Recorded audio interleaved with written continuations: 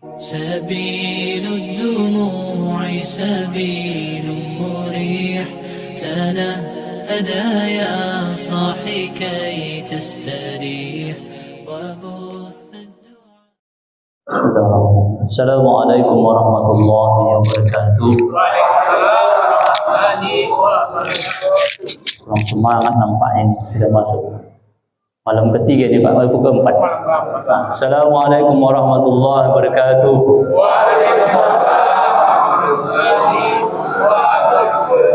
Udah habis sekolahnya Pak kan? Alhamdulillah. Belum lagi, masih ada sisanya.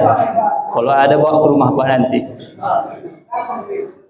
Innal hamdalillah nahmadu wa nasta'inu wa nastaghfiruh wa nastahdi wa na'udzu billahi min syururi anfusina wa min sayyiati a'malina. May yahdihillahu fala mudilla lahu wa may yudlil fala hadiyalah. Asyhadu an la ilaha illallah wa asyhadu anna Muhammadan abduhu wa rasuluh.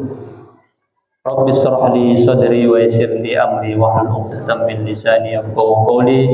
Rabbi shrah li sadri wa yassir li amri wahlul 'uqdatam min lisani yafqahu qawli.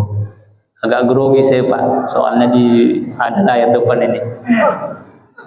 Biasanya pula orang nggak pernah pakai layar ini, pakai layar dia. Jadi tantangan ini nggak apa-apa ini, biar berkembang ini agama ini. Artinya pentingnya dakwah itu dengan media sosial untuk menyebarkan kepada orang-orang yang sering memakai HP. Rata-rata kita Bapak Ibu hampir 24 jam nggak lepas tangan kita dengan HP. Maka untuk mengontrol daripada, mohon maaf, media-media yang sedikit ekstrim dan kotor, maka dengan cara ini dakwah itu harus sampai kepada pelosok-pelosok, terkhusus kepada rumah kita. Kadang anak saya 2 di rumah, HP aja kerja. Awak pun kita kadang HP aja kerja. Tapi jadikanlah sebagaimana dikalamkan oleh Habib Umar bin Hafiz, salah satu ulama dari Yaman, jadikan HP itu modal untuk dakwah, untuk menyampaikan agamanya Allah Subhanahu wa taala. Karena HP ini diibaratkan seperti pisau dia. Kalaulah pisau itu dipegang oleh preman, maka membahayakan. Kalaulah pisau itu dipegang orang yang baik, maka banyak manfaatnya. Begitulah HP ini. Kalau HP ini kita gunakan untuk kebaikan bisa.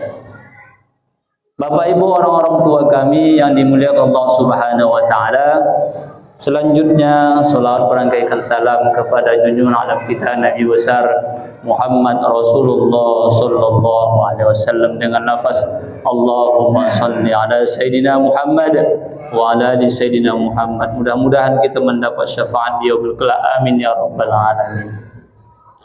Bapak-bapak, ibu-ibu yang kami muliakan, yang terhormat, tak bisa saya sebutkan satu persatu yang mau dihormati, terkhusus kepada Bang Ibrahim telah mengundang saya, dan terlebih-lebih khusus adalah pengurus daripada PKM Syiratul Adha. Alhamdulillah, pada malam hari ini saya sedikit senang dengan konsep yang dibangun oleh pihak PKM. Setiap malam itu ada judul ceramahnya. Artinya nggak lari nanti ngomong Ustaz. Artinya sudah terstruktur nih, bagus itu. Kenapa? Karena pendidikan itu harus ada sumbernya, biar nggak lari nanti dari jalurnya. Seumpama kalaulah kereta api keluar dari relnya, maka akan jatuh nanti, membahayakan. Begitu juga lah kita yang menyampaikan ilmu itu harus ada sanad keilmuannya, dari guru ke guru ke guru ke guru ke guru sampai kepada baginda Rasulullah sallallahu alaihi wasallam. Karena banyak sekarang, mohon maaf, ajaran-ajaran yang di luar daripada Islam. Mereka mengakui Islam tapi keluar dari ajaran itu. Bapak Ibu, orang-orang tua kami yang dimuliakan Allah Subhanahu wa taala, tidak membahas tentang itu. Kita tadi judulnya adalah bolehnya orang musafir tidak berpuasa. Musafir dari asal kata safaro yusafiru safiron atau safiratan. Musafir itu makna secara literal bahasa Indonesia adalah berpindah dari satu tempat ke tempat yang lain. Itu dia. Berpindah dari satu tempat ke tempat yang lain. Seumpama saya berpindah dari rumah saya ke Masjid Syiratul Adha, ini disebut juga musafir. Tapi di sini digarisbawahi, musafir di sini ini adalah sesuai dengan syariat yang diperintahkan oleh Allah, yang diperintahkan oleh Nabi.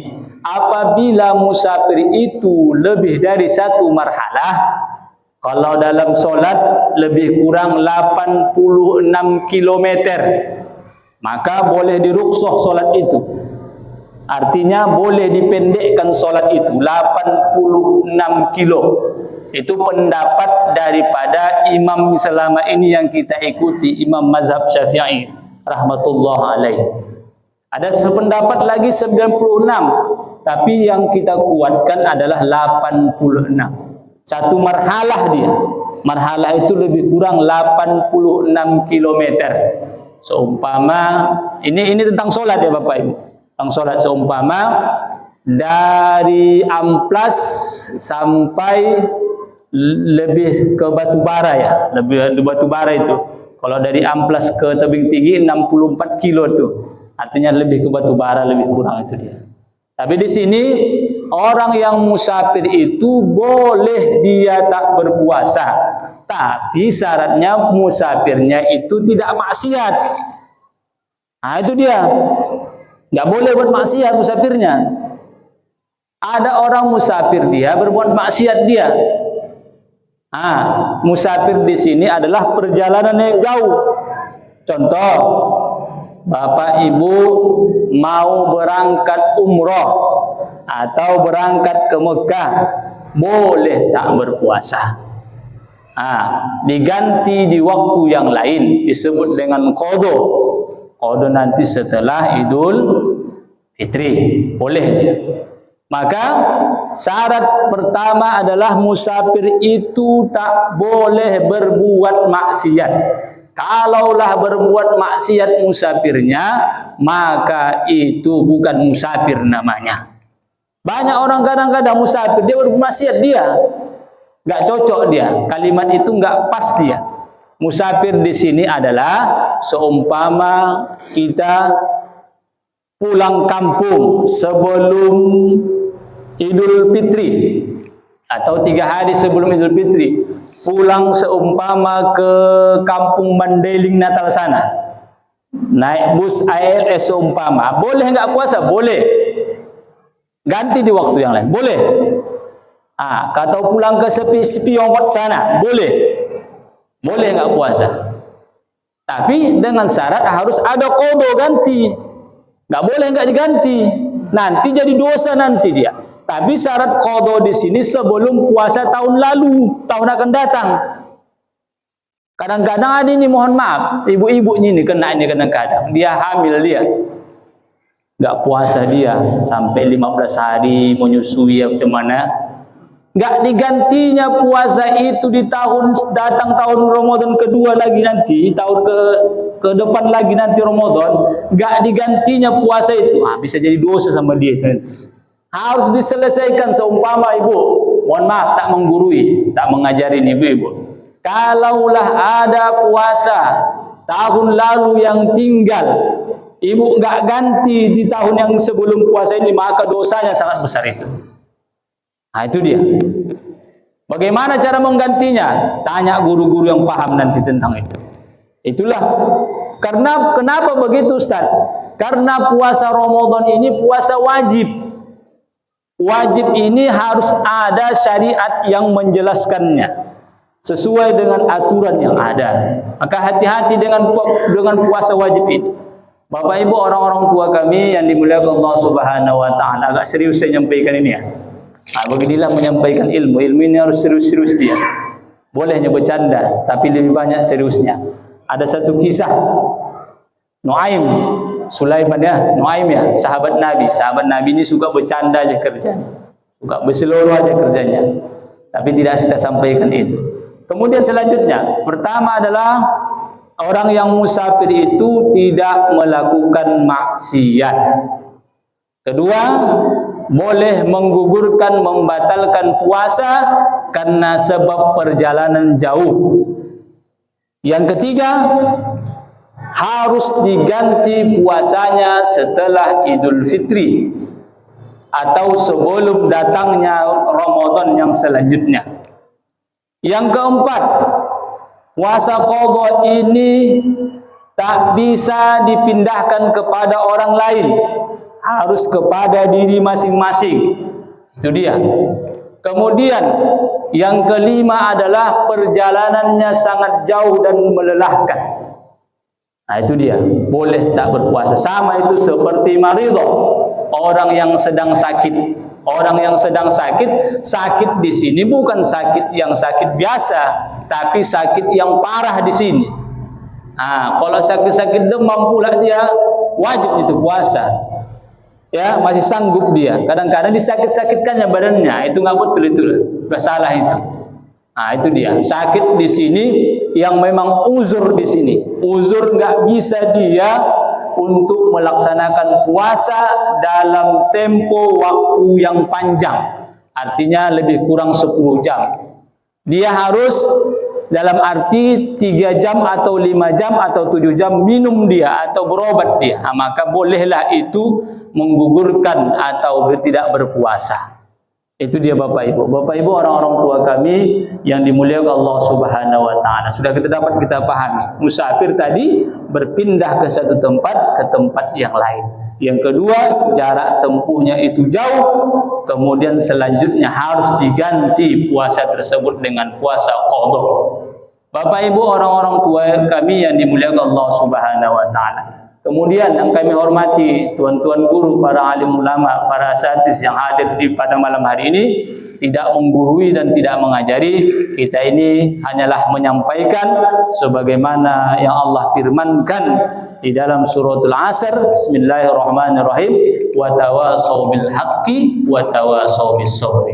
Salinglah engkau menasihati dalam kebenaran dan salinglah engkau menasihati dalam kesabaran. Yang berdiri ini bukanlah lebih mulia daripada yang pendengar. Pendengar bisa jadi lebih mulia daripada penyampai. Penyampai ini banyak aibnya, banyak dosanya, banyak keburukannya. Tapi kita sebagai orang yang beriman, momentum Ramadan ini terus memperbaiki diri sebagaimana doa yang sering dibacakan oleh baginda Rasulullah sallallahu alaihi wasallam, Allahumma zayyina fi qulubina wa karrihna ilal fusuq wal isyan. Ya Allah, ya Tuhan kami, bersihkan hati kami, jernihkan hati kami, dan hilangkan keburukan-keburukan, kefasikan dan kelalaian-kelalaian hati kita. Maka kita sebagai umat baginda Rasulullah sallallahu alaihi wasallam, maka kita harus selalu membaca Allahumma zayyina fi qulubina. Ya Allah, ya Tuhanku, ya Allah, ya Tuhan kami, hiasi hati kami dengan ketakwaan, dengan ilmu, dengan akhlakul karimah, dengan lisan yang baik, zikir yang tak berhenti. Bapak Ibu, orang-orang tua kami yang dimuliakan Allah Subhanahu wa taala. Kemudian kami sampaikan, ketika ada satu ceramah atau satu kalam, dia mengatakan kata Nabi, kurang pas. Harus makruh hukumnya ketika membicarakan kata Nabi. Tak boleh kata Nabi. Harus disebutkan Nabi bersabda. Harus hati-hati Bapak Ibu. Tak boleh kita ucapkan kata Nabi. Makruh hukumnya. Harus kita ucapkan adalah Nabi bersabda. Kata Allah itu juga enggak boleh kita ucapkan. Harus kita bahas baik firman Allah Ta'ala. Maka hati-hati membicarakan agama ini. Maka harus betul-betul menggunakan harus dengan kalimat-kalimat yang pas sesuai dengan ajaran baginda Rasulullah sallallahu alaihi wasallam. Kalaulah ajaran baginda Rasulullah itu kita bawa dan kita amalkan dengan sungguh-sungguh, insyaallah kehidupan akan lebih baik sehingga amalan-amalan itu Allah terima. Sebagaimana doa yang kita santunkan, Rabbana taqabbal minna innaka antas samiul alim wa tub alaina innaka antat tawwabur rahim. Cukup Pak ya. Bu ya, 20 menit dan lebih kurang ini, mengantuk-ngantuk sudah nampak ini. Tapi tidak apa-apa, pendeknya sholat kita kan 11 rakaat dia. Sebentar itu nanti. Kalau kita cepat-cepat, kok lama-lama. Demikian dapat saya sampaikan. Kalau ada kalam saya atau kalimat yang kurang pas, menyinggung perasaan Bapak Ibu, kemudian sebagaimana yang dikatakan ulama-ulama dahulu, nasihat yang baik itu adalah nasihat yang menyakitkan hati kita. Kalaulah ada nasihat itu menyenangkan hati kita, itu bukan nasihat namanya. Kalaulah nasihat itu sakit ke dalam hati kita, itulah nasihat yang sesungguhnya. Tapi kalau ada nasihat itu yang membahagiakan kita, menyenangkan hati kita, itu bukan nasihat, itu musibah itu. Nah, Bapak Ibu, demikian yang dapat kami sampaikan. Billahi fisabilil haq. Assalamualaikum warahmatullahi wabarakatuh.